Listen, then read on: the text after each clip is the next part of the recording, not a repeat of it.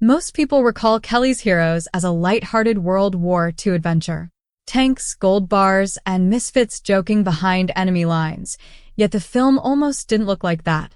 Early versions presented a far darker story, and behind-the-scenes tensions nearly derailed the production.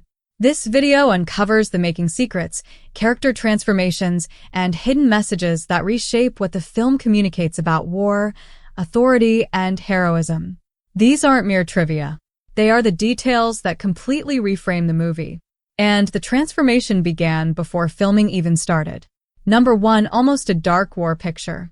Long before the humor and the gold heist, the film was moving in a completely different direction. Early screenplay drafts focused heavily on authentic World War II realism with gritty battles and serious dramatic stakes. The humor that characterizes the final version wasn't part of the initial plan. It was gradually incorporated as the project developed. That change wasn't a cautious commercial move. It was a true creative risk. What makes the finished film so compelling is that remnants of that darker core remain. Beneath the laughs, genuine tension and emotional weight exist, something few war comedies achieve. The characters aren't just jokers. They are weary soldiers navigating chaos, and their cynicism feels earned. This mix of absurdity and realism didn't happen by chance. The tonal shift could have failed entirely. Combining comedy with combat was risky in 1970, particularly when audiences expected either straight action or full-on parody. By keeping one foot in drama, however, the filmmakers produced something fresh and unexpected.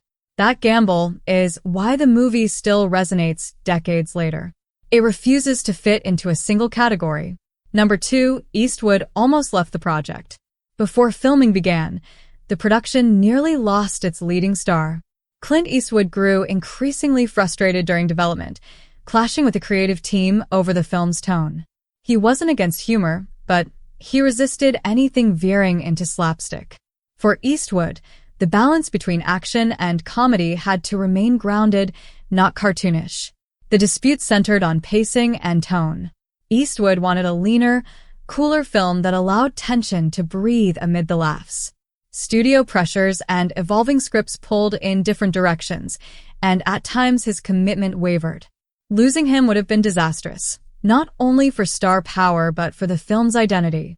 Ultimately, Eastwood stayed, but the tension shaped his portrayal. His Kelly feels deliberately restrained, almost detached from surrounding chaos. That coolness wasn't accidental. It was Eastwood asserting control in the only way he could. The off-screen friction fed directly into the on-screen character. Number 3, Oddball wasn't planned. One of the film's most memorable characters didn't exist in early drafts. The eccentric tank commander, who would steal nearly every scene, was not originally written. Donald Sutherland's Oddball emerged gradually, growing during production rather than being pre-planned. What started as a minor part became significantly larger. The character's evolution was organic. Sutherland brought improvisational energy the filmmakers encouraged. Lines were added, scenes extended, and Oddball's quirky philosophy became central to the film's tone. Without that adaptability, the film would have lost a standout voice. By rap, Oddball had become the most quoted character in the movie. His offbeat one-liners and laid-back manner captured something unprecedented in war films. Remarkably, none of it was guaranteed. Oddball exists because the production allowed him room to develop. Number 4, a character that worried the studio. Studio executives weren't thrilled with Oddball's growth. A hippie-inspired tank commander preaching peace amid World War II didn't match conventional expectations. Concerned audiences might be confused or alienated. The studio pushed back on his counterculture traits. Significant cuts were seriously considered. The fear wasn't unfounded. In 1970, mixing wartime action with anti-establishment ideas was risky. Oddball defied typical military hero tropes. He rejected aggression, quoted pseudo-philosophy, and cared more about vibes than victory. For executives anticipating a traditional adventure, this seemed dangerously off-brand. Ironically, the very traits that worried them became the film's biggest strength. Audiences embraced Oddball because he was unexpected. His presence gave the film a distinct edge over ordinary war movies. What seemed like a liability became the most memorable element. Creative risks can yield unpredictable rewards. Number 5. The gold was a facade. On the surface, soldiers steal Nazi gold, but the heist was never the main point. Beneath that caper structure lies a story exploring obedience, military logic, and the nature of heroism. The gold acts as narrative cover, a device to move characters through scenarios revealing deeper contradictions. The mission strips away the conventional war movie framework. These men aren't fighting for country or duty. They act out of self-interest, and the film never punishes them. This subtly challenges the idea that following orders equals virtue. The protagonists succeed by ignoring the controlling system. The result is subversive storytelling without preaching. Audiences laugh at the cons, cheer the payoff, but the underlying message endures. Greed isn't the theme, freedom is.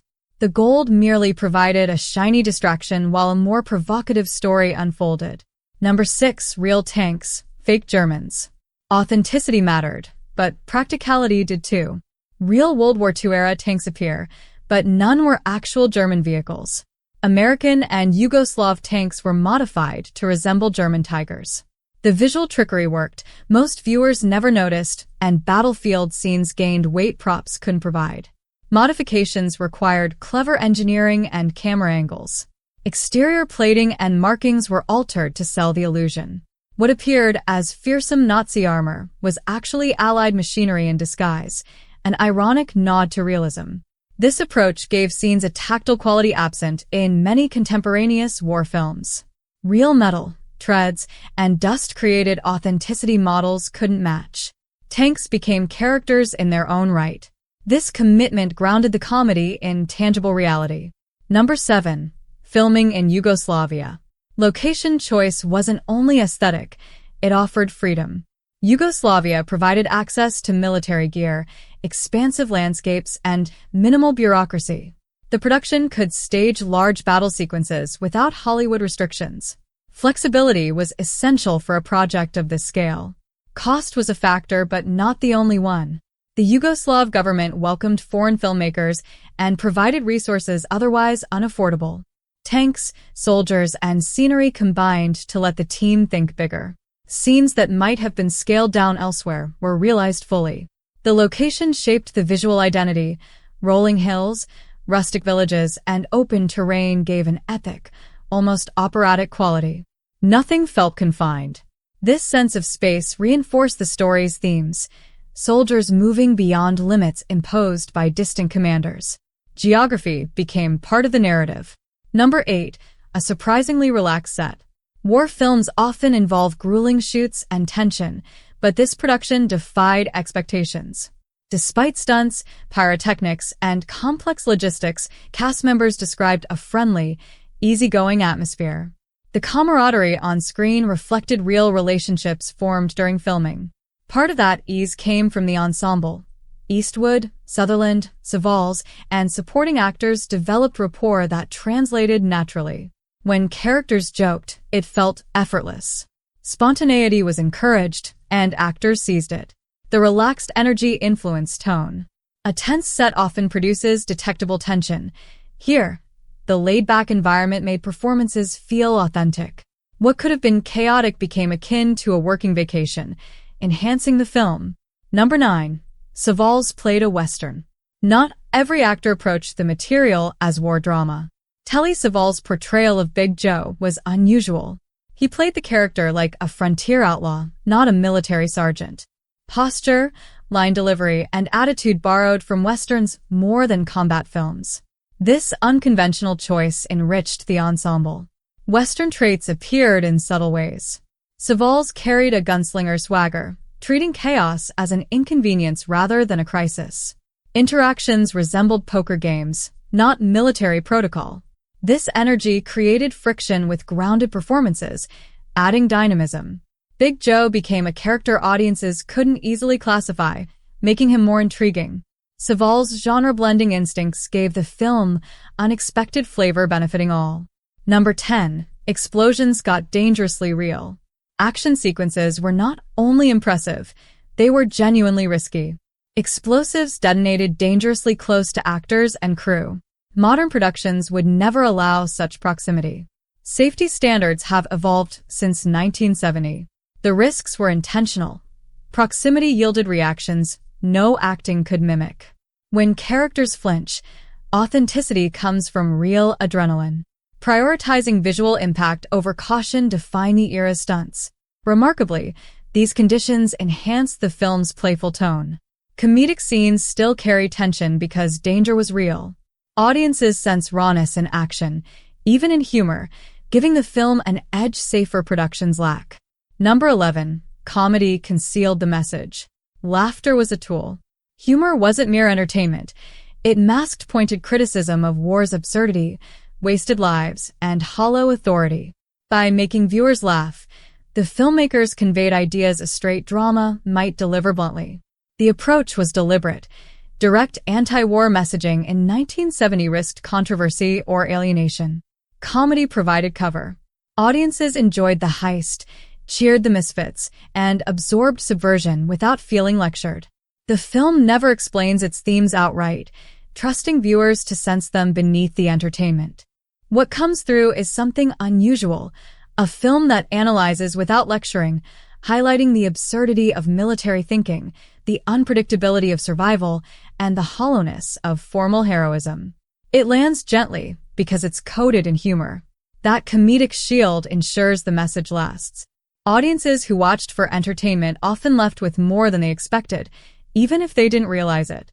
Number 12. Eastwood's silent defiance. Amid the chaos and comedy, one performance remains strikingly calm. Clint Eastwood portrays Kelly with intentional restraint, never matching the surrounding energy. While others shout, joke, and scramble, Kelly watches cool, distant, nearly skeptical of the whole endeavor. That simplicity wasn't laziness or indifference, it was an artistic decision. The contrast functions on multiple levels. Against more boisterous figures like Oddball and Big Joe, Kelly's quietness becomes a statement in itself. He doesn't cheer for the mission or the military machine around him. His understated reactions suggest someone aware of the absurdity, yet continuing regardless. That silent opposition defines his character more effectively than words could. Eastwood's method also mirrors behind-the-scenes tension. Frustrated by creative clashes, he poured that energy into his performance. Kelly's detachment reflects Eastwood's own doubts about the project's trajectory. What audiences interpret as calm confidence may, in truth, be closer to silent protest, an actor asserting control through stillness when other means failed. Number 13. Bureaucracy as the real challenge. In this story, enemies with guns aren't the main barrier. Rules and paperwork are. Military systems repeatedly fail in ways that are both humorous and pointed. Orders arrive late, are misunderstood, or make no sense. The chain of command exists but seldom aids anyone on the ground. The satire remains understated. There are no speeches condemning institutional flaws or scenes explicitly mocking officers. Instead, incompetence surfaces naturally through small details, delayed messages, confused leaders, decisions made by those far from action. Authority becomes a hindrance, and the protagonists succeed by bypassing it entirely. This subtle critique reshapes the idea of the true antagonist. While German soldiers are physical threats, bureaucracy poses existential ones. The system meant to support these men actively obstructs them at every turn. By presenting institutional dysfunction as ambient rather than central drama, the film conveys its point without slowing the story. Number 14. Germans with depth. Many war films flatten enemies into caricatures, snarling, villainous, inhuman. This film chooses otherwise. German officers appear professional, composed, and rational. They are opponents, not monsters. That choice adds moral weight even if audiences don't consciously notice it. It was deliberate. Portraying the enemy as human complicates the simple wartime narrative. If the opposition isn't evil, conflict becomes tragedy rather than triumph. The film doesn't dwell on this tension but doesn't ignore it either. German characters retain dignity